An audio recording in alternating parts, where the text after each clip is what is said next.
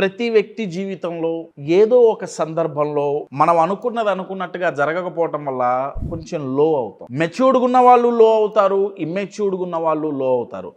Difference ఏంటంటే ఆ లో అయినప్పుడు ఎలా రెస్పాండ్ అవుతున్నాం, ఆ లో ఫీలింగ్ వచ్చినప్పుడు, దెబ్బ తగిలినప్పుడు, సమస్య వచ్చినప్పుడు ఎలా రెస్పాండ్ అవుతున్నాం అనే దాని మీద ఇద్దరి మధ్య తారతమ్యాలు ఉంటాయండి. ఇమ్మెచ్యూర్డ్గా ఉన్న వాళ్ళు ఫస్ట్ వాళ్ళు చేసే తప్పు ఏంటంటే వాళ్ళకు ఒక సమస్య వచ్చిందని కానీ లేకపోతే వాళ్ళు లోగా ఫీల్ అవుతున్నారని వాళ్ళు అసలు అంగీకరించాలండి. వాళ్ళు చాలా డినయల్లో ఉంటారు.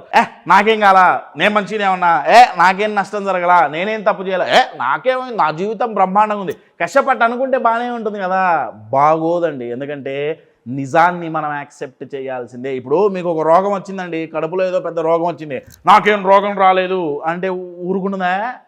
ఒక వారం 10 రోజులు ముదిరిపోతుందా పోదా?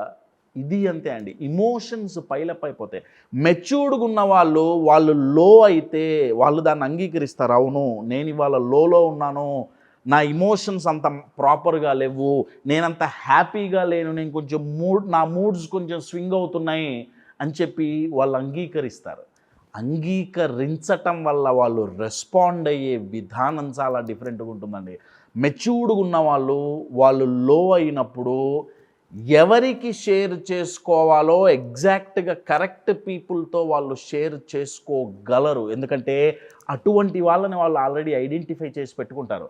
వేరేజ్ ఇమ్మెచ్యూర్డ్ పీపుల్ ఏంటంటే వాళ్ళకు ఒక బాధ వచ్చినప్పుడు, ఒక లో ఫీలింగ్ వచ్చినప్పుడు ఎవడికి పడితే వాళ్ళకి చెప్పుకుంటారు, ఎవడికి పడితే వాళ్ళకి.